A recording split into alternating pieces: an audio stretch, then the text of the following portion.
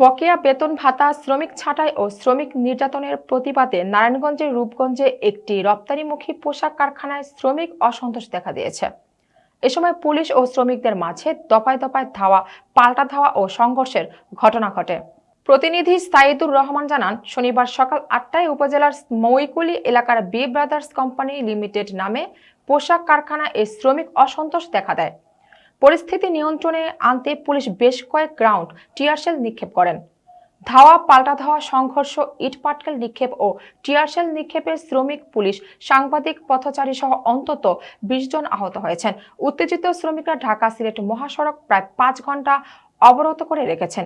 এতে সড়কের উভয় পাশে প্রায় ১৮ কিলোমিটার এলাকা জুড়ে যানজট সৃষ্টি হয়।